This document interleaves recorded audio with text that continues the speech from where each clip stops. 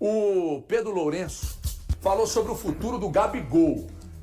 Na verdade ele falou, mas aqui nós temos só aspas, tá? Agora pegamos aspas, porque foi lá pro Globo Esporte, mas isso aqui, Tempo Esporte, desculpa, Tempo Esporte.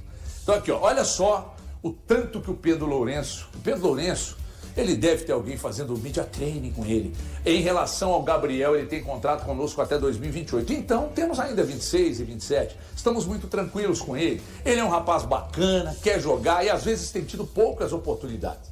A situação dependerá do próprio Gabriel, mas estamos bem com ele, felizes e satisfeitos. Esperamos que ele fique por muito, muito tempo conosco. Ô HG, só uma coisa. Assim, eu entendo o torcedor que acha, o Gabigol pode sair, o Gabigol pode ir embora do Cruzeiro, existe a possibilidade de saída do jogador. Mas a gente tem que pensar que hoje o Gabigol ainda é o vice-artilheiro do Cruzeiro na temporada. Ele só não tem mais gols do que o Caio Jorge. Ele é o reserva do time? Mas ele é o vice-artilheiro do Cruzeiro na temporada. Ele é um cara importante. Ele é um cara que nessa temporada foi crucial e é crucial para o Cruzeiro. Ô, Thiago, você tem alguma novidade sobre Matheus Pereira? Como que tá essa questão? Porque o contrato tá na mão do jogador, né? A renovação tá nas mãos do jogador. O Matheus vai renovar. Só em cima do que o Pedrinho quer ficar, ele quer ficar... questão só de assinatura. Então. Eu concordo com o Thiago. O Gabigol é um cara importante pro elenco do Cruzeiro. Agora, Thiago, a questão, Breno, Elton, Everton e todos que nos acompanham, ele tá a fim de continuar sendo importante no contexto porque ele não tem como. Você não pode desmanchar o time. Você entende o que eu tô falando? Mas, Valu, eu não duvido de uma venda do Caio Jorge. Talvez o transforme um jogador protagonista, cara, né? Ele tem um contrato até 2028. Eu acho que a fala do Pedro é a fala daquilo que é. Protocolar. Não, é protocolar, correta. Mas é assim, sabe? É isso, cara. Eu acho até que o ser protocolar nem sempre é ruim, Valor. Não, ele pode ser importante para uma instituição. O torcedor do Cruzeiro, neste momento, o Cruzeiro está numa reta final. Sim. 6 jogos para terminar. Estou falando do comportamento do torcedor. Um time que rende, um time que chegou à sua 18ª vitória.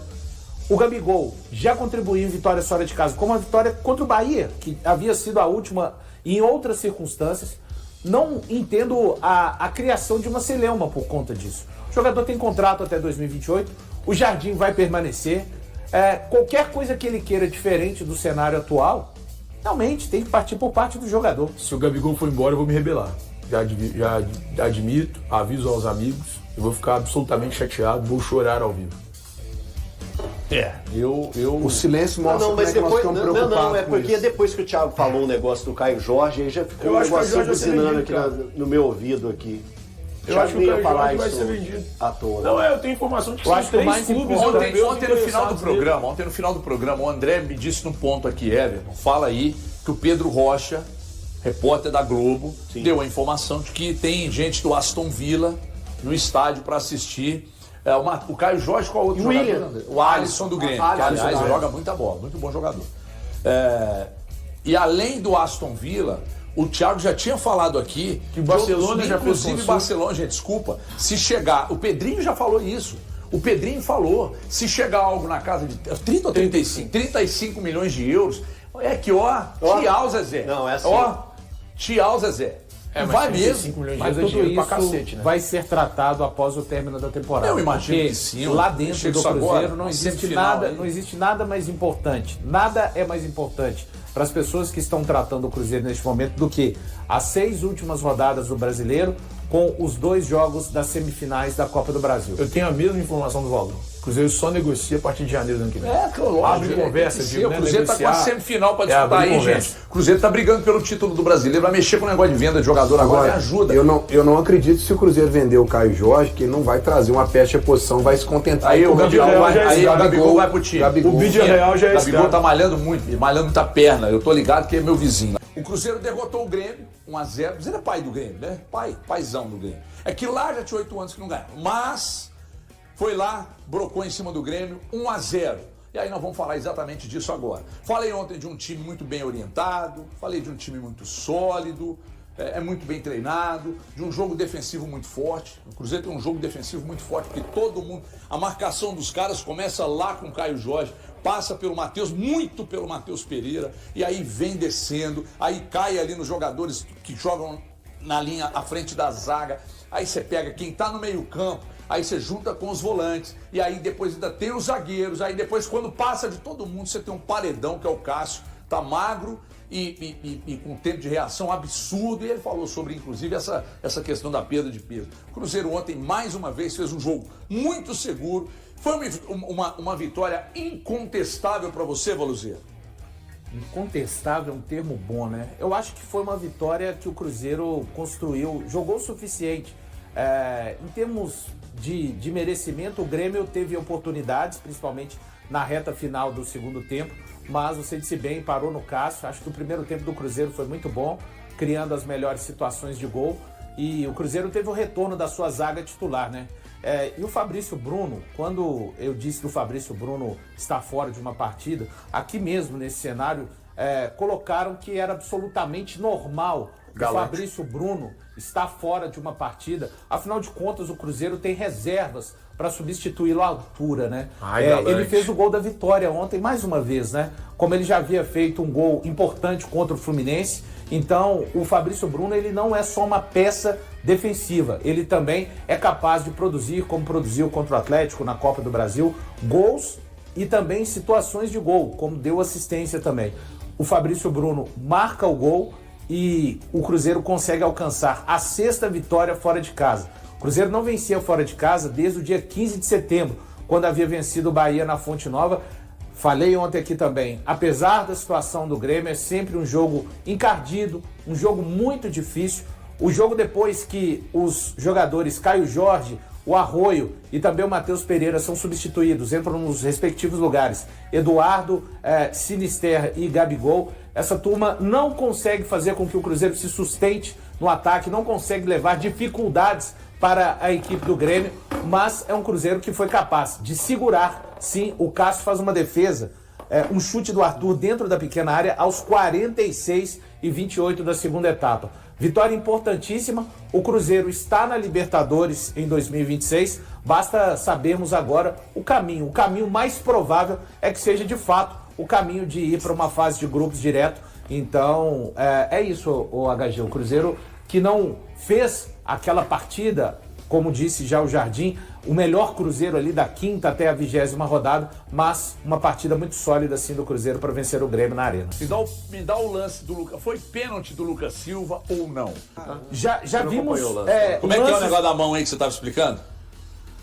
Você não dá pra subir. Não dá pra você subir assim, não. Ninguém... Como é que foi que ele ficou desequilibrado? Ele se desequilibrou aqui, ó. Você tinha feito outro jeito aqui pra trás. Foi mais legal. Porque ele é tocado no ar, ele pensa que ele vai cair. De uma forma que ele não possa controlar. Não, mas aqui, eu tô concordando com você, tá? Eu só achei legal. Mas a questão do critério, a gente já viu pênaltis serem marcados assim. Inclusive que o senhor Thiago Fernandes, na Copa do Mundo de Clubes, achou que o Fluminense foi prejudicado. Né? Mas quem era o adversário do Fluminense? Mas quem fica agarrado o adversário do Fluminense? Era o Chelsea. Então pronto, irmão. Quando tem um brasileiro contra um europeu, um brasileiro contra um argentino, então pronto, eu sou favorável à correção. Sabe qual outro pênalti que o Thiago falou que foi pênalti? Eu não falei. Eu entrei no dia do programa. O do Varela. Eu não falei que foi pênalti. A pergunta é, foi pênalti ou não? Claro que não. Pra mim, não, eu expliquei. Você explicou. Eu não expliquei, mas não, concordo com o Valu. E você? Não, claramente não. Então quer dizer que mais uma vez o Eltinho tá sozinho. Não, e vou te falar, você salvou o Elton de falar na televisão que ele falou na rádio. Porque isso eu falei, e você salvou aí depois ele. você colocou essa justificativa. O presidente da SAF do Cruzeiro, Pedro Lourenço, demonstrou satisfação com o desempenho de Gabigol e afirmou desejar uma parceria duradoura com o atacante. Durante entrevista ao Tempo Esportes, o dirigente comentou a situação do jogador, que tem começado as partidas no banco de reservas, e disse que a permanência dependerá da vontade do atleta. Ele quer jogar, às vezes tem atuado pouco, então depende do Gabriel. Da nossa parte, estamos contentes, felizes com ele, e esperamos que fique por muito tempo conosco. Desde que assumiu o comando do Cruzeiro em abril do ano passado, Pedrinho via a contratação de Gabigol como um sonho pessoal, especialmente após o fim do vínculo do atacante com o Flamengo. O acordo foi concretizado no segundo semestre, e o camisa 9 se apresentou à Toca da Raposa em janeiro deste ano. O Cruzeiro não adquiriu os direitos econômicos do jogador, mas Gabigol possui um dos maiores salários do futebol brasileiro, com as luvas sendo diluídas ao longo do contrato de 4 anos. O atacante iniciou a temporada como titular e artilheiro da equipe, porém perdeu espaço no começo do Campeonato Brasileiro, após mudanças promovidas por Leonardo Jardim em meio a uma fase difícil do time. Caio Jorge assumiu a posição, manteve o bom rendimento e se consolidou como o principal goleador da equipe, com 22 gols no ano, liderando também as artilharias do Brasileirão e da Copa do Brasil. Gabigol, por sua vez, soma 13 gols e viu surgir especulações sobre uma possível saída em 2026, após declarar que busca mais tempo em campo. O atacante confirmou que definirá seu futuro apenas ao fim da temporada, após conversar com o treinador e a diretoria.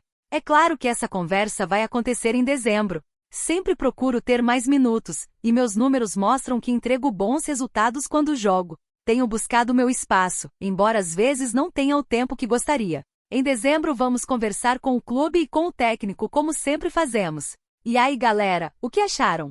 Deixem suas opiniões nos comentários. Não se esqueçam de deixar o like, se inscrever no canal e ativar o sininho para receber as notificações. Até mais, Nação Celeste! Vamos pra frente!